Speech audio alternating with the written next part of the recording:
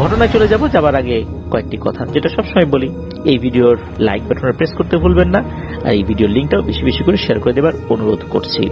আপনারাও ঘটনা পাঠাতে পারেন লিখে। আমাদের এবারের এপিসোডের প্রথম যে ঘটনাটি আপনাদের সাথে শেয়ার করব, এই ঘটনাটি আমাদেরকে যিনি পাঠিয়েছেন তার নাম রাহুল চন্দ্র।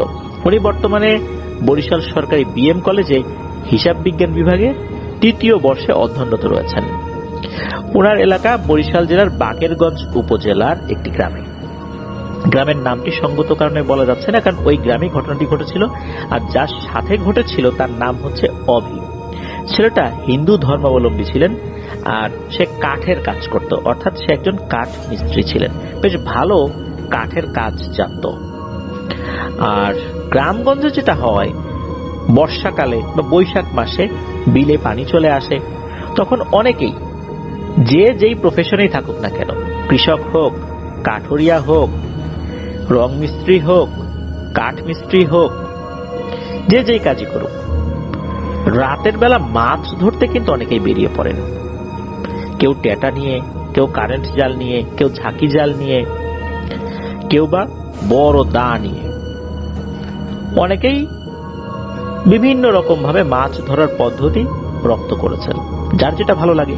এই যে অভি ছেলেটা, যে কিনা কাঠের কাজে পারদর্শী ছিলেন, সে আবার ধারালো দা দিয়ে কুপিয়ে মাছ ধরতে পছন্দ করতেন। ছোট ছোট মাছ না, বড় মাছগুলো ধরতে সে বেশি পছন্দ করত। ঘটনাটি ঘটে 2014 সালের এক রাতে। মূলত এই রাত থেকেই ঘটনার সূত্রপাত হয়।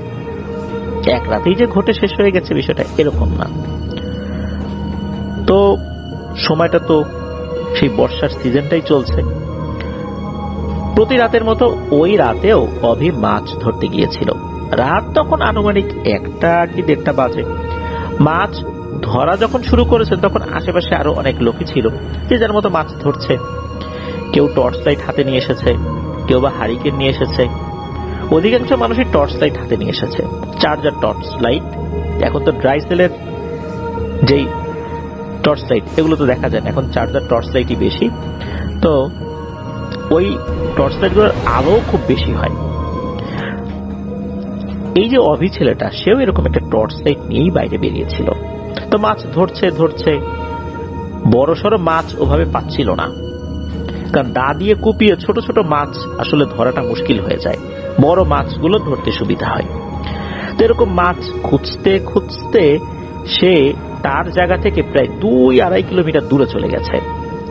জায়গাটা এক্সাক্ট কোথায় সে ওইভাবে বুঝতে পারছিল না, তবে জায়গাটা অনেক নির্জন ছিল। ওখানে কোনো মানুষের আনাগোনা সে দেখতে পাচ্ছিল না। সে দেখতে পাচ্ছিল মানুষ আছে, তবে অনেক দূরে। মানুষগুলোকে দেখা যাচ্ছে না, তবে তাদের হাতে থাকা আলো দেখা যাচ্ছে। টর্চ লাইট জ্বালিয়ে মাছ দেখার চেষ্টা করছে। অনেক দূর থেকে সেই টর্চ লাইটের যে আলোগুলো দেখা যাচ্ছে, তবে সেটাও অনেক দূরে ছিল, তার আশেপাশে কোনো মানুষকে সে দেখতে পাচ্ছে না। তো সে তো টর্চ লাইট জ্বালিয়ে মাছ খোঁজার চেষ্টা করছে। করতে করতে হঠাৎ করে দেখে বড় বড় দুটো বোয়াল মাছ তার একটু সামনেই খুব আয়েসি ভঙ্গিতে ঘোরাফেরা করছে। মানুষের উপস্থিতির শব্দ টের পেয়ে তারা যে পালিয়ে যাবে এমনটা হচ্ছে না, ওরা ওদের মতো করেই ঘোরাফেরা করছে, কোনো ভ্রুক্ষেপ নাই এদিকে। আর অভি সে এই সুযোগটাই নেয়। মাছ দুটি এত বড় ছিল, এত বড় বোয়াল মাছ সে আগে কখনো দেখেনি। বাজারঘাটে অনেক বড় বড় বোয়াল সে দেখেছে, অনেকে ধরে নিয়ে এসেছে, বিক্রি হয়েছে, তবে এত বড় বোয়াল সে দেখেনি। মাছ দুটিকে আঘাত করার জন্য সে আস্তে আস্তে আঘাতে শুরু করে। চিন্তা করলো যে দুটি মাছের মধ্যে একটাকে ধরলে আর একটা তো চলেই যাবে, পালিয়ে যাবে, এটাই স্বাভাবিক। সে যখন কাছে গিয়েছে, এরপরেও কিন্তু বোয়াল মাছ দুটি পালিয়ে যাচ্ছে না। এই সুযোগটাই নিল অভি। হাতে থাকা ধারালো দায়ের আঘাতে প্রথম মাছটিকে ধরাশায়ী করার চেষ্টা করলো, কিন্তু না, মাছটি সহজে দুর্বল হচ্ছে না। মাছটি ওখান থেকে সরে সামনের দিকে যাচ্ছে, বাট পালিয়ে যাচ্ছে না। আবার সেই মাছটিকে সে আঘাত করলো। এভাবে কয়েকবার আঘাত করার পর মাছটা দুর্বল হয়ে গেল। আহত অবস্থায় ওই মাছটাকে সে তুলতে সক্ষম হয়। তার সাথে বস্তা রাখতো, কেননা সে ছোট মাছ ধরতে ইচ্ছুক থাকতো না, যার কারণে ওই বড় দা নিয়ে বের হতো, জাল টাল নিয়ে বের হতো না বা টেটা নিয়েও বের হতো না। ওই বোয়াল মাছটিকে সে বস্তায় ভরলো, বস্তায় ভরে ডাঙায় একটা জায়গায় রেখে দিয়েছে, বস্তার মুখটা বন্ধ করে। মাছটা আহত অবস্থায় ছিল, তখন মারা যায়নি।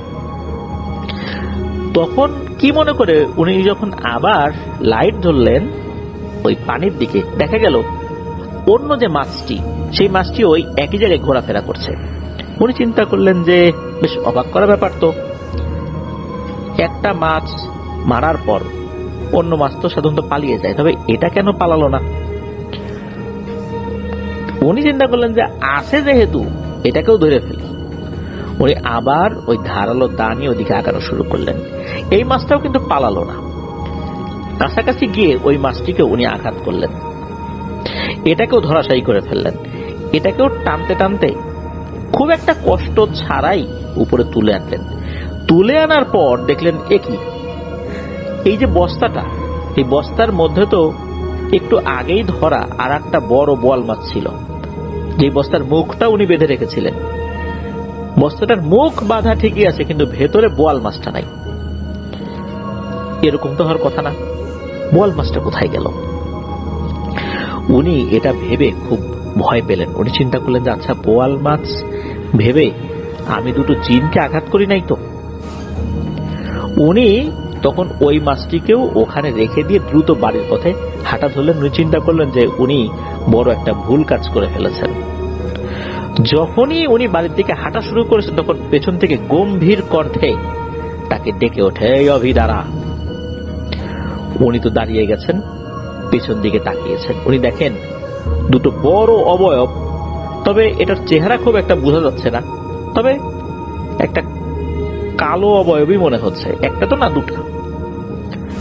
তাকে বলছে, তুই বিশাল বড় ভুল করে ফেলেছিস, এই ভুলের সাজা তোকে পেতেই হবে। তুই আমাদেরকে আঘাত করেছিস, আর একটু হলেই আমরা মারা যেতাম, তোকে তো শাস্তি পেতেই হবে। যখনই কথা বলেছে, সে অন্য কোনো কিছু না ভেবে ওই টর্চ লাইট বা যা ছিল সব ফেলে দিয়ে দিয়েছে দৌড়। তবে সে দৌড়াচ্ছে, মনে হচ্ছে তার পথ আর এগোচ্ছে না, মনে হচ্ছে সে খুব স্লো দৌড়াচ্ছে। তবে প্রতিমধ্যে তেমন কোনো সমস্যা ছাড়াই সে বাড়িতে এসে পৌঁছায়। বাড়িতে এসেই সে যে চিৎকার দিয়ে অজ্ঞান হয়ে পড়ে যাবে বিষয়টা এরকম না, সে এসে হাঁপাতে থাকে এবং পরিবারের সদস্যদের সাথে বিষয়টা শেয়ার করে। তবে পরিবারের সদস্যরা তারা এটা বিশ্বাস করে না। বলে রাখা ভালো, তার পরিবারে 5 জন সদস্য ছিল। এই অভি, তার স্ত্রী, তার